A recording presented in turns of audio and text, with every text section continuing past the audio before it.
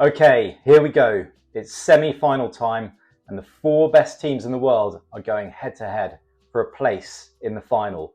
A massive weekend of rugby lies ahead and a massive round of fantasy rugby action lies ahead too.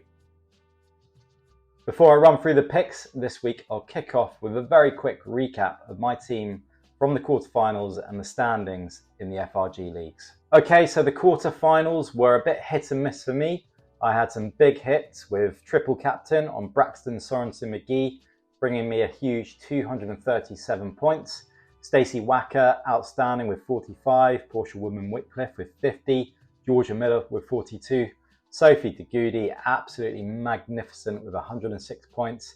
And then McKinley, Hunt and Menin in the front row, my Canadian props, got me 40 points and 34 points respectively.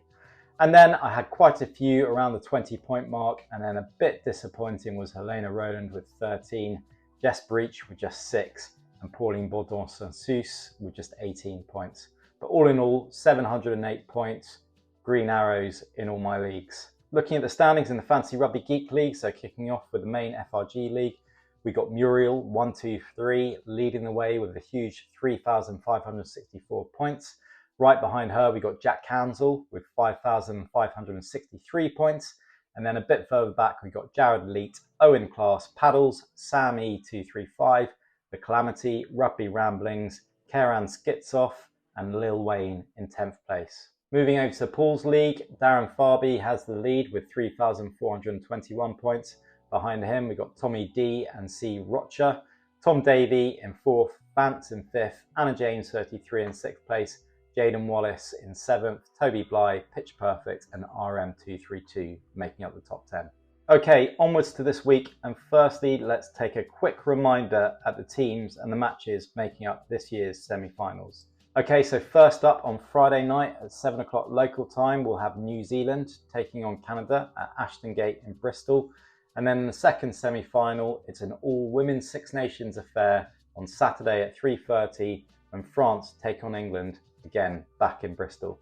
Okay, so now a quick run through of my recommended players for the semi-finals. A reminder that you can now pick 5 players per country for your team, and you also have an increased budget of 115 credits. Okay, so starting from the top with the props. Okay, so my first prop is Maud Muir of England. So why it's Kelsey Clifford who's been making the headlines for her tries with England. It's Muir who's been quietly going around her business.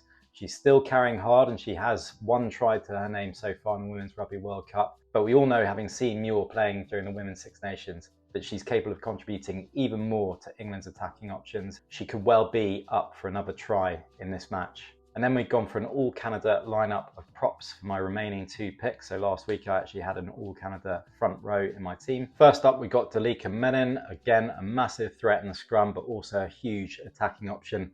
She's carried for 140 metres so far in this year's tournament. She's also got a try assist, made a turnover and made 40 tackles. Just a great all-rounder, and she's definitely due a try. Joining Menin in my front row is McKinley Hunt. So she's the second highest scoring prop in the game so far. She scored 4 tries in 4 games, but also made 65 metres worth of carries, 28 tackles and 1 a turnover. If you're looking for players who can deliver both in attack and defence, then McKinley Hunt is a great option. Now into the hookers, and my first option here is Amy Cockayne of England. Once again, she's been there every week. The English maul is an absolute weapon. Cockayne has been the beneficiary for 2 tries so far in the Women's World Cup, and she could well be on for another one in the semi-finals. Always a threat, but a dangerous carrier as well. Cockayne is a great option this week. Alternatively, we've got Emily Totosi of Canada as an alternative option. So like Cockayne, she's had 2 tries in the tournament so far. She's also made 33 tackles and is a great worker around the park. If Canada are going to be utilising their maul as a weapon, then Totosi could well be benefiting from some big fantasy points. Okay, moving into the locks, and it can only start with one person, the 3rd highest scoring player in the entire fantasy game so far. It's Canada's Sophie de Goody.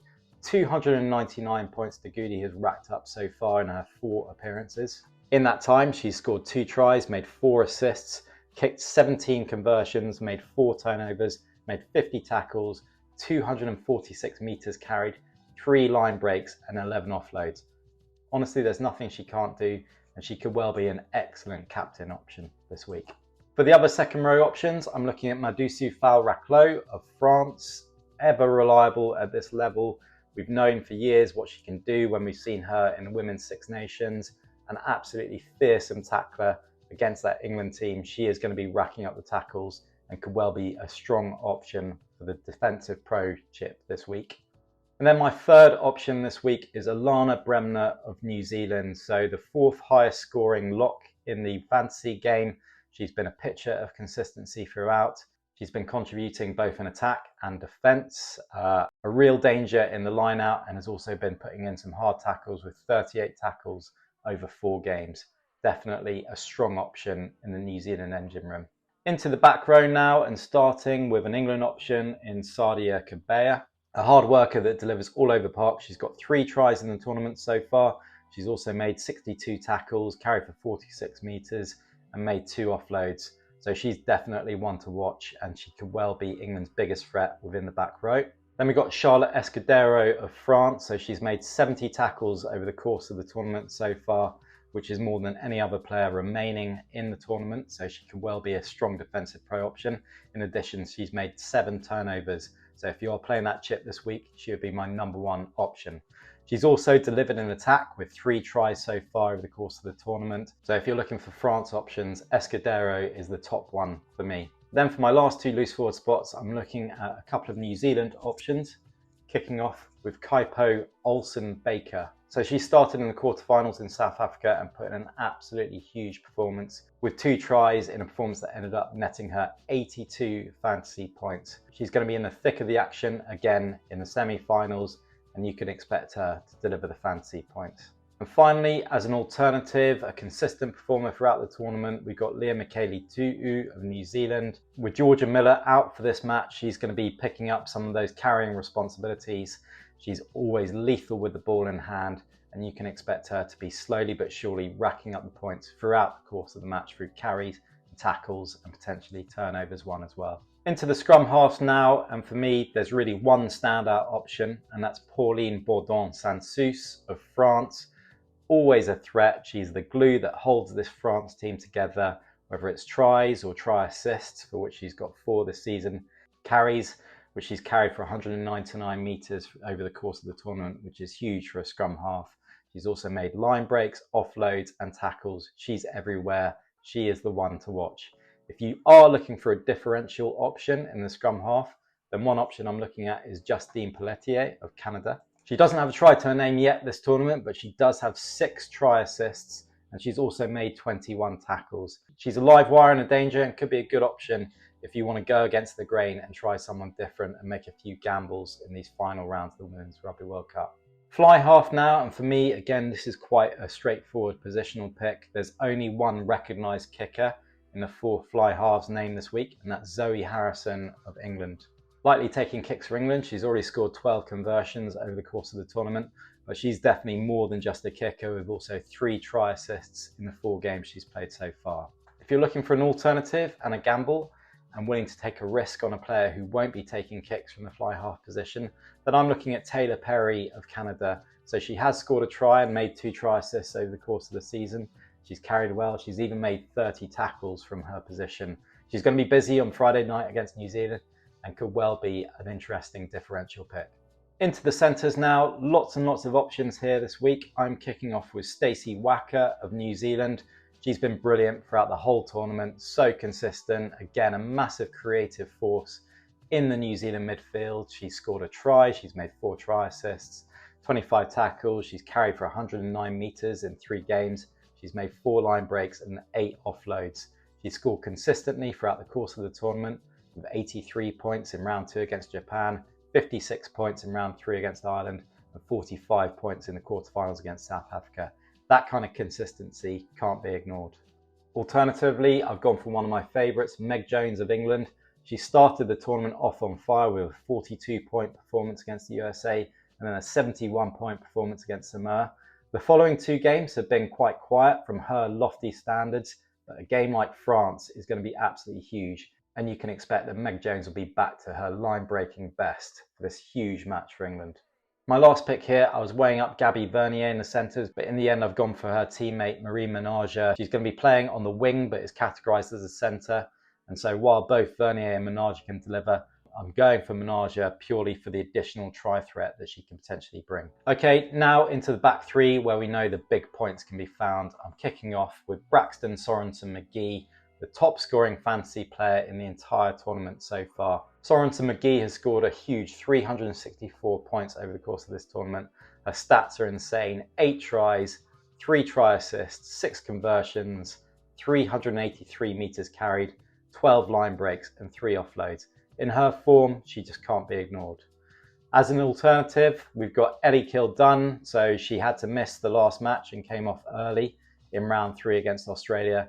But she's the World Player of the Year for a reason. She showed what she was capable of in round 1, and now she's back for the semi-finals. You've got to back Ellie to have an absolute flyer. I've also gone for Abby Dow as another option in the back 3. She's been in great form. She hasn't scored as many tries as many expected before the start of the tournament, but that's not for lack of massive hard work. She always is looking for opportunities to get the ball in her hands. She's always a danger and usually beats a defender every time she's got the ball in her hand. She's made 291 metres in just 3 games, 7 line breaks. Abby Dow will be someone who will be looking to get into the thick of the action when it comes to the match on Saturday. And then finally, I'm looking at Renee Holmes of New Zealand, New Zealand's first choice goal kicker, although she did end up handing over kicking duty to Braxton Sorensen-McGee after she picked up a bit of a knock in the latter stages of their quarter-final match.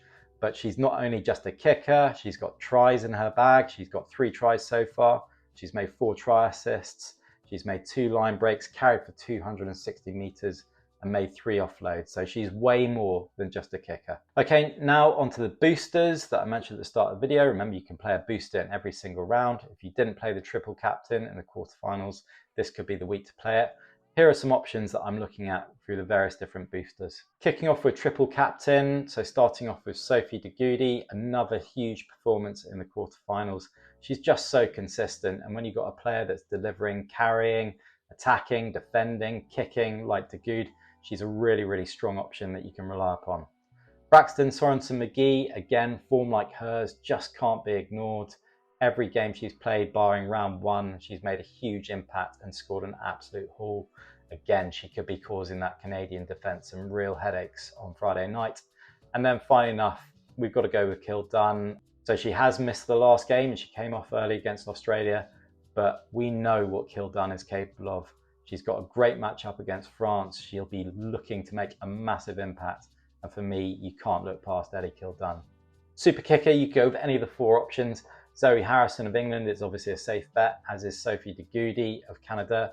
Renee Holmes is worth looking at. It'd be interesting if the switchover that happened at the end of the last game from Holmes to Sorensen-McGee may be a permanent move, but for now it looks like Holmes is still New Zealand's first choice kicker. For the defensive pro, Charlotte Escudero is a great option. She's recorded more tackles than any other player remaining in the tournament so far, and also has 7 turnovers to her name. Alternatively, you've got Sadia Kabert of England, or Madusu Fall-Raclos of France, who's also put in a huge volume of tackles. And then finally onto the value picks. So now that we're in the latter stages of the tournament, premium picks are now essential. So it's really important to balance these with some budget options. So here goes with some value picks. First up, I got Chris Veliko of New Zealand, prop available for 4.5, always seems to deliver consistently. Hannah Botterman, again, a very strong alternative to Maud Muir, available for just 5 credits. Agathe Guérin of France, hooker, available for 5. She's made a huge impact in the game she's played so far. Emily Totosi is a really reliable option and one of my picks for this week, available for 5. Charlotte Escudero is the bargain of the back rows, available for just 6 credits. For the scrum half, Rishi Pori Lane is great value, just 5.5. For fly halves, there's only one really cheap fly half, and that's Taylor Perry of Canada, available for just 6.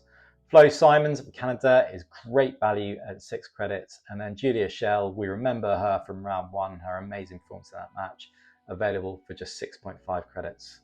So as always, I hope that was helpful. As always, head on over to fantasyrugbygeek.com where you can see my full semi-final picks. And if you want to see my full team revealed, then head on over to my membership site at buymeacoffee.com, where you'll also be able to share your team with me for any direct feedback on any changes that I'd recommend for your team. Make sure you give me a follow on X, Blue Sky, Threads, TikTok and Instagram for any breaking fantasy news.